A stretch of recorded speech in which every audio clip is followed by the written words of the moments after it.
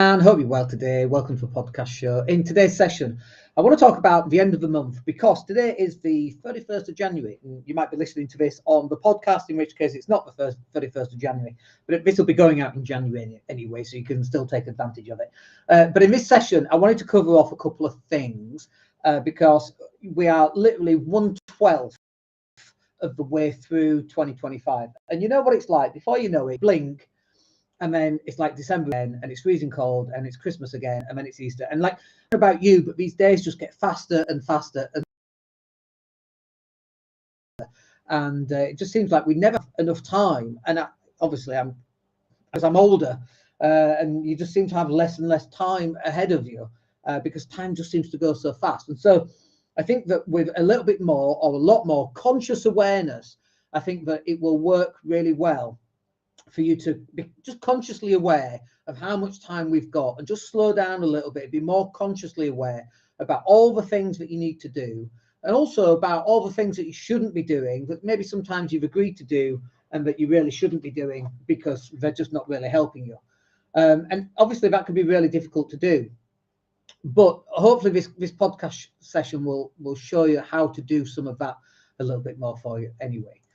So first up, how are your goals and your targets doing for January? Now, it may be that you say, well, Dan, I don't have any goals and I don't have any targets. And you might also be one of those people who doesn't believe in goals and doesn't believe in targets, in which case I would ask you, how's that working out for you? Not great, right? Like, I get it. People don't like to be confined by goals and targets. They also don't like to be controlled by time management. We're going to talk about time management later on today. But what I found for me personally is that when I get a huge, tremendous amount of success in my life, it's because I've got goals, I've got targets, and I've got time management. And I'm constantly reviewing those goals, those targets, and that time management to make sure that I'm on track. So, for example, one of our targets is to live stream, 3, 4, 5, 6 times a week. Now, if you're listening to that, you'll actually realize there's a problem with what I said. One of our targets is to live stream 3 or 4, 5. Well, which is it? Is it 3? Is it 5? And, we're so busy right now, we kind of struggle to fit the live streams in. But then that should be time managed anyway. So it's like I'm just like you, right? I make mistakes just like you. And if you listen to the language, oh, well, we're really busy. Like, these are the excuses that we hear all the time from clients who, they do coaching, and it's like, well, have you done this? Oh, well, no, I couldn't do that because I've been so busy. Like, busy doing what? And then, you get them to actually write down all the stuff they've done that day. Xbox for half an hour, Netflix, we made some food. They took the dog for a walk. Obviously, you need to take your dog for a walk. I've not done it today. We're waiting for the little one to get home. We'll do it together. Even better. But you need to be much more organized in your goals, in your targets, and in your time management. Because if you can implement those things, your life is going to get immeasurably better, or even measurably better is better than immeasurably better, I would suggest. And so the other thing that this will do for you is you'll be able to look at your goals and go, okay, we had X, let's just say 10 grand a month income in January, and let's say we did 8. It's like, well, okay, we've had a 2 grand shortfall. What's our income goal for February? Well, it's 10.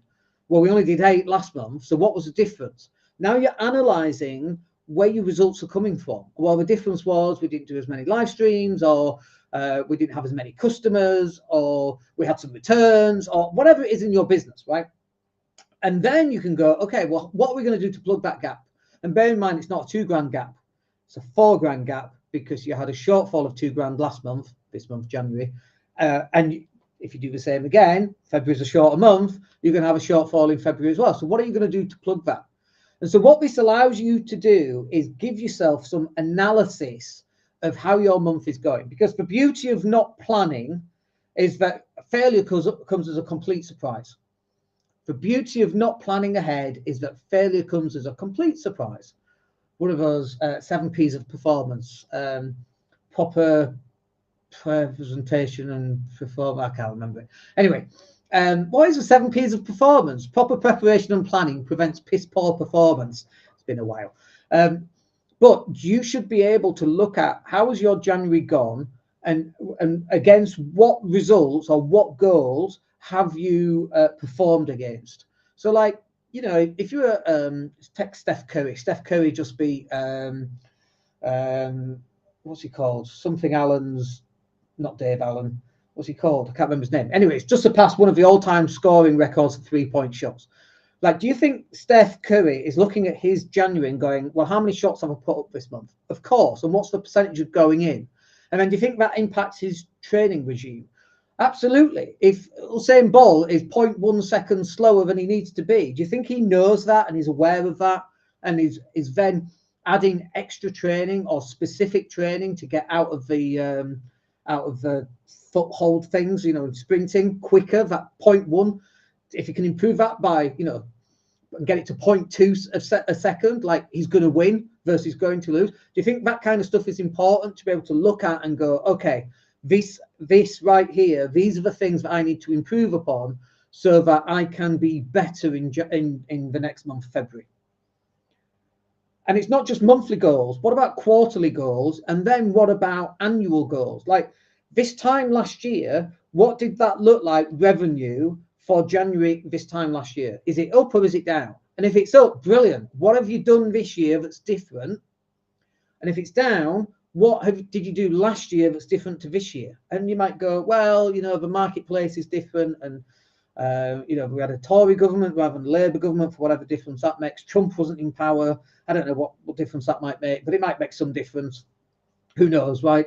Whatever excuse you want to find for why things are different in your business. But it allows you to have more conscious awareness of what's actually happening and what's actually performing in your business and not performing in your business. And that stuff, I think, is really, really important. So the question is, what goals and targets have you actually got? Okay, so is it revenue? Is it the number of strategy calls? Is it the number of people that you speak to on the phone?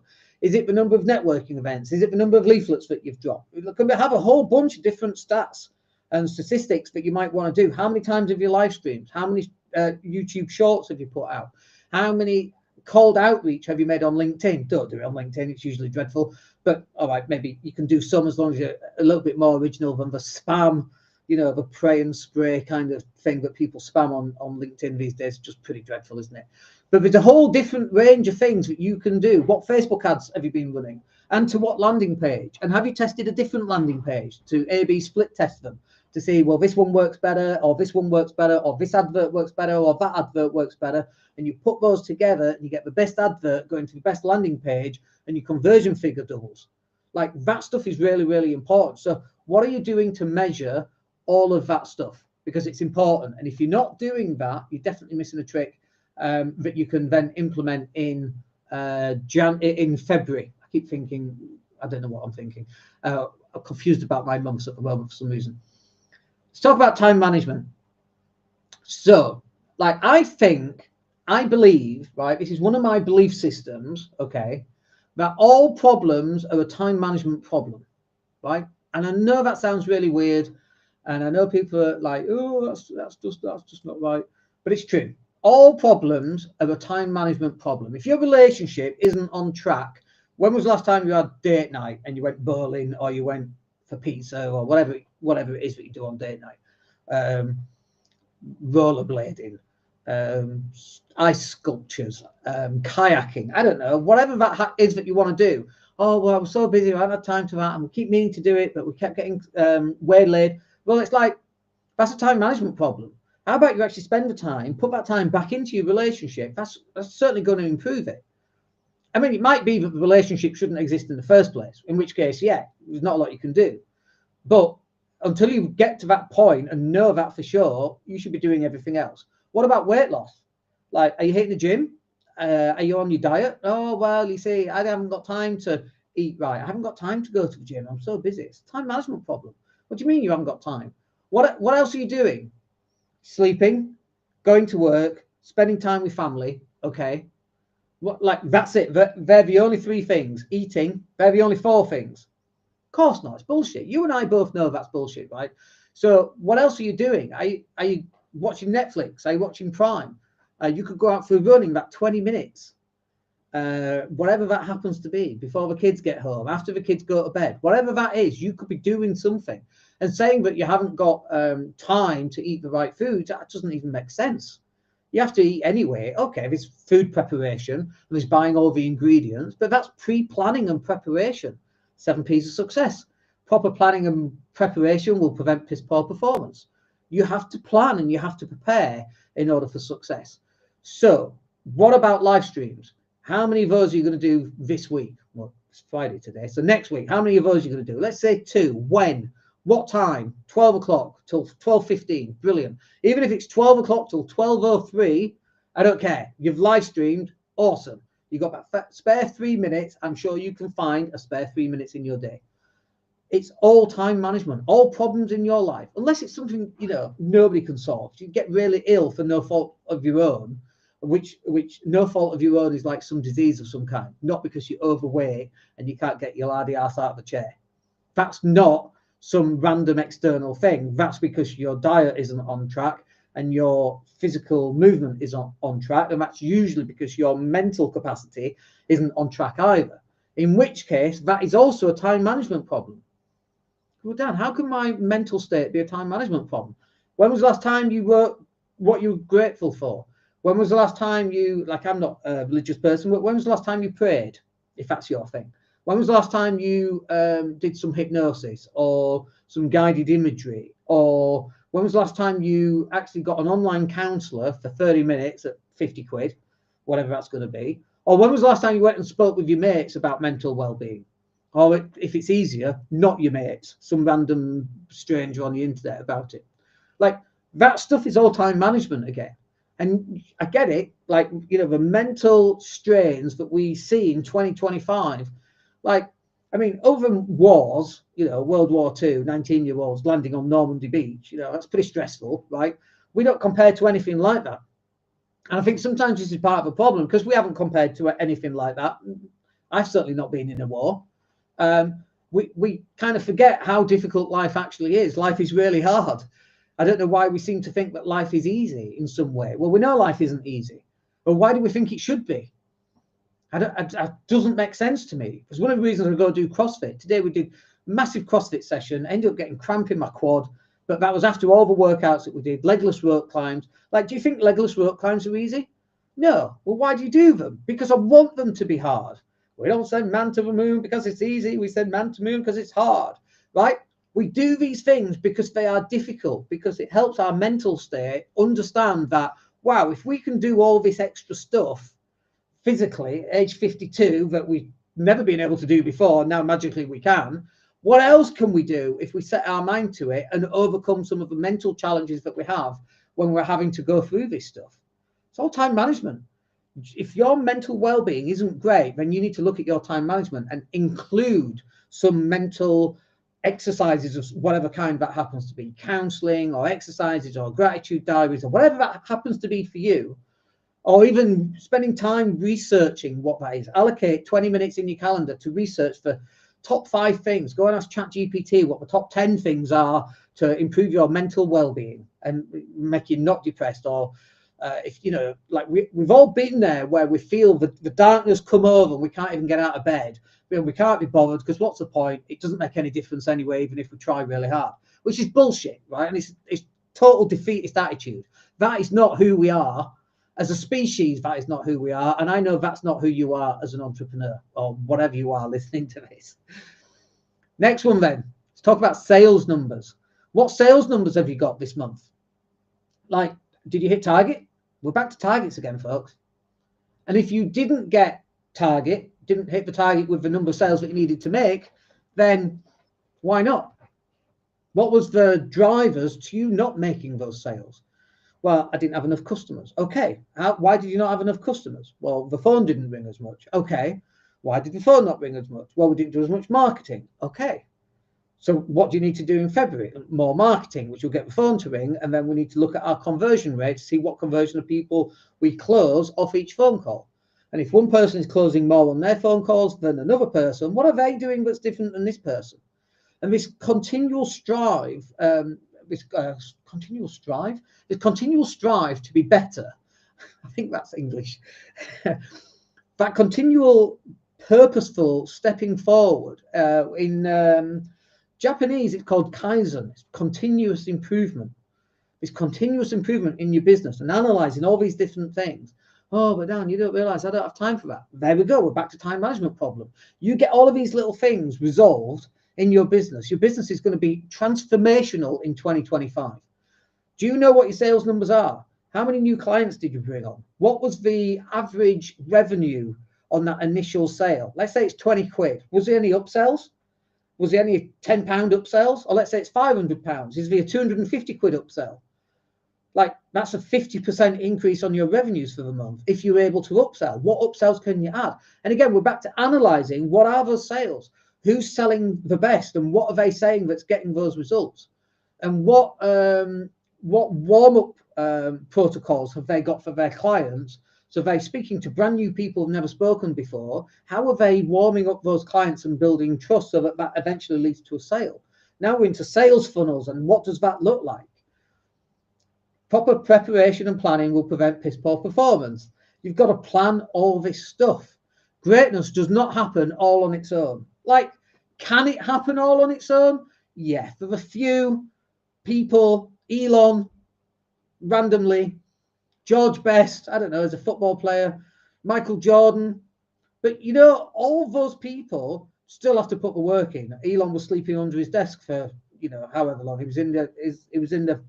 lived in his factory, basically, sleeping under his desk for 6 hours a night.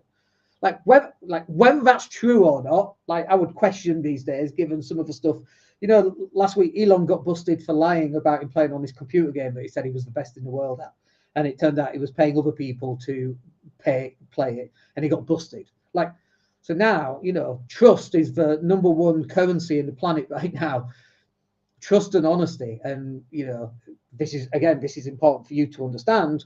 He busted that trust and honesty. Like, some people don't care. He could go murder people and they'll be like, yeah, it's fine. But for other people, that completely turns them off. But you need to know what your sales numbers are, and you need to prep. What is the planning that you're going to do that's going to enable you to double your sales or triple your sales in January?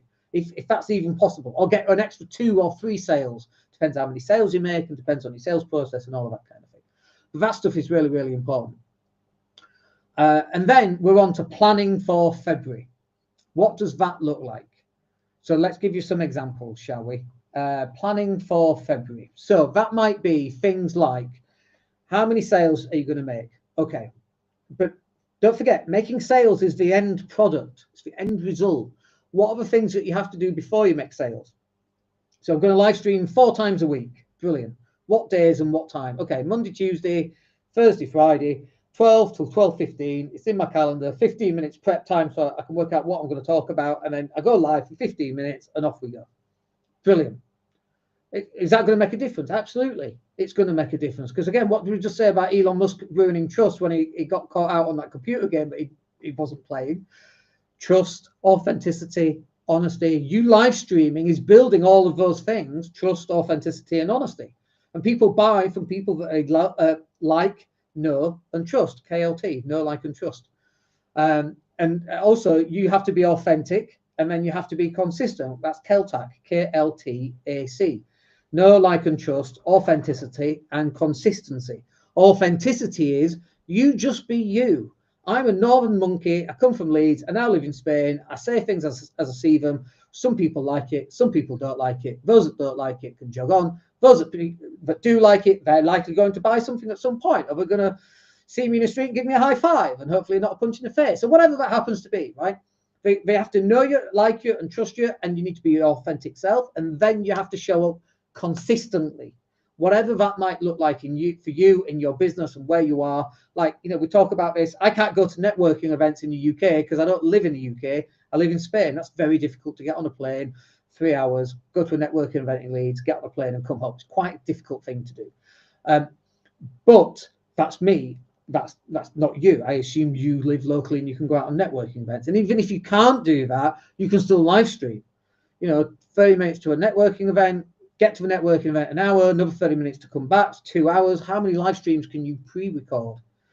If you're 10 minutes on a live stream, that's at 120 minutes divided by 10 is 12. You could have 12 live streams, call it 6 just because you want to spend 10 minutes working out what you want to say. And then you schedule those live streams 1 every 2 days. You've now got a week and a half's worth of content. Isn't that interesting? And you could even, you know, if you've got, let's say, 6 live streams, you could do, what is it? 30 divided by 6 is 5. You could do 1 every 5 days. So you've got a live stream. Why did I do 6? I don't know. It should be 4. You could have 1 a week at least if you had 4 live streams. And you could re-record them today, and you could schedule those out so the whole of February is now covered. I think that's amazing. What else are you going to do in February? Like, what about your weight loss journey, right? We're all on one. Let's face it. We are all on a weight loss journey, whether we admit it or not. We all want, you know, I'm sure there are some people who don't want that. You know, a percentage of people just don't care, and that's okay. That's on them. Whatever, it's fine, right? For everybody else, they're like, oh, I do need to lose a few pounds, you know, Christmas and all that. Okay, what's that looking like? How are you planning that? What's your macros looking like? How many percentages of fat should it be? You know, so it's like 40, 30, 30. 40% should be protein, 30% should be fat, 30% should be carbs. Maybe, like, depends on what your physical makeup is.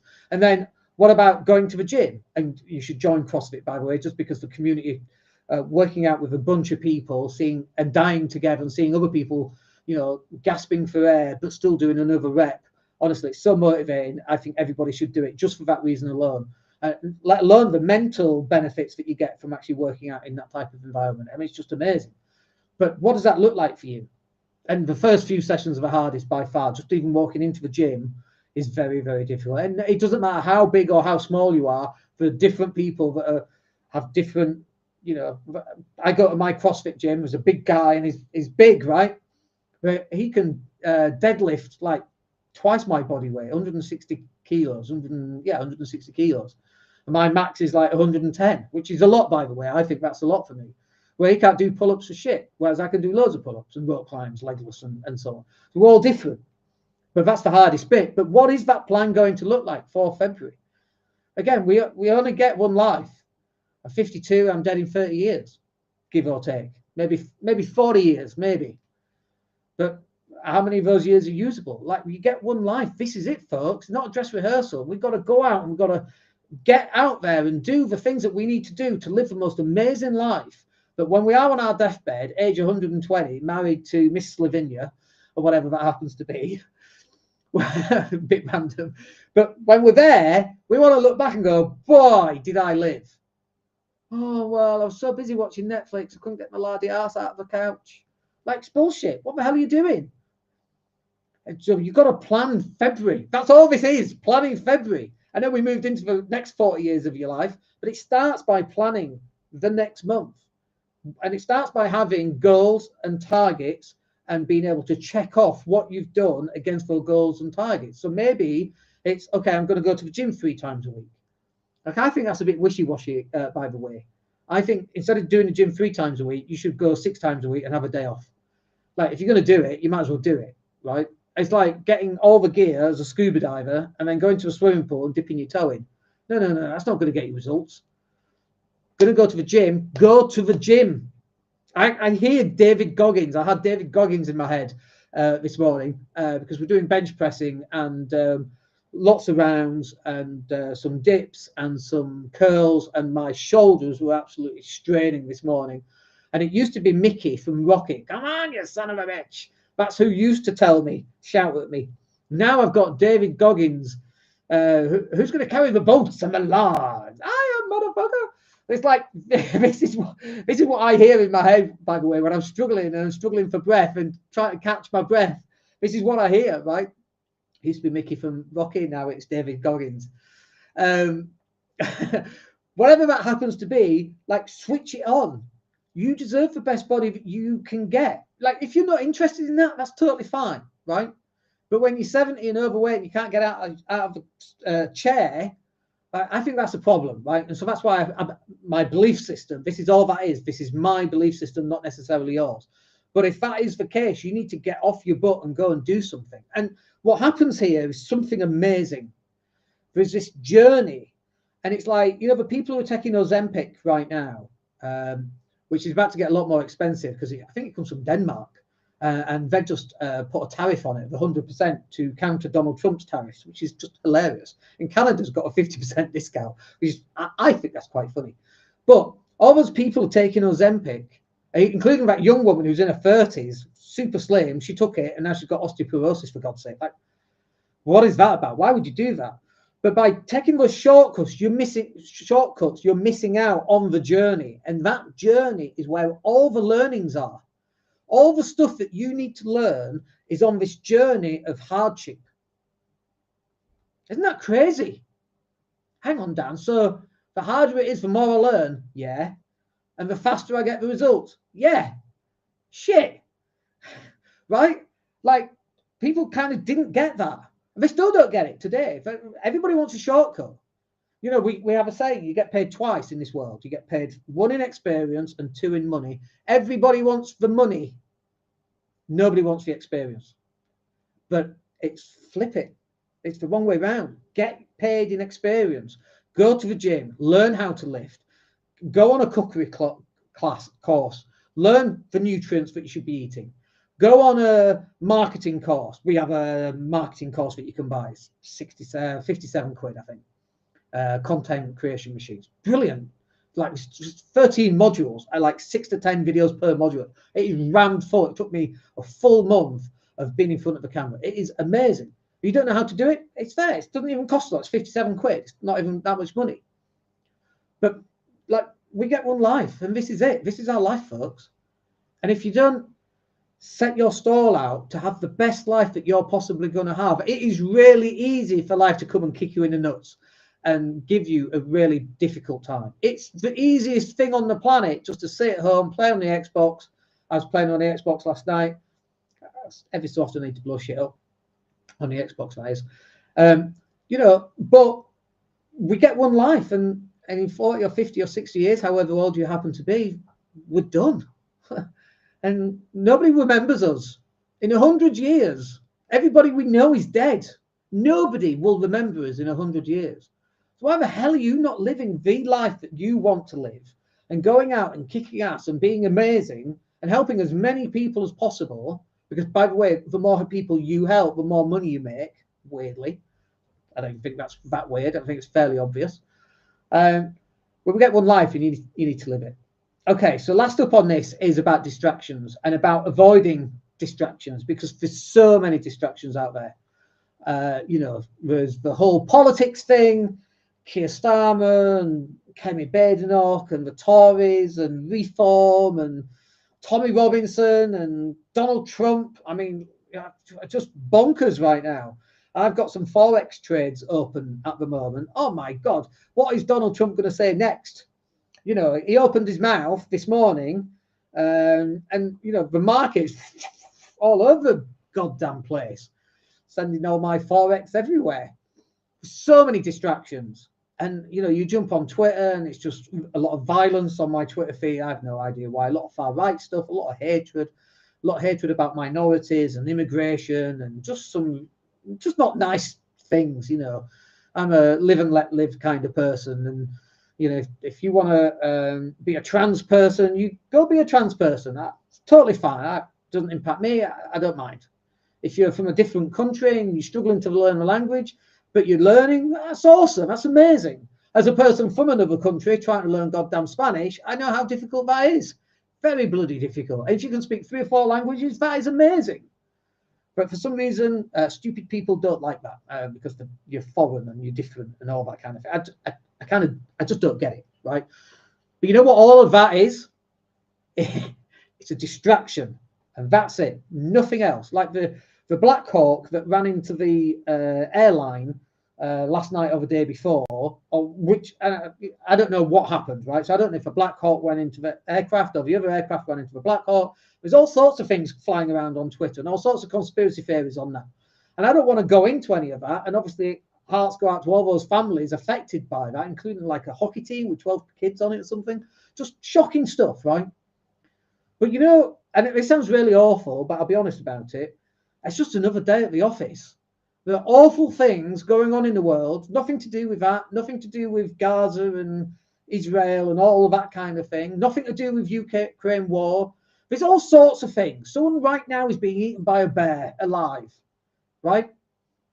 It's true. Someone right now is having an argument with their wife and they're about to break up.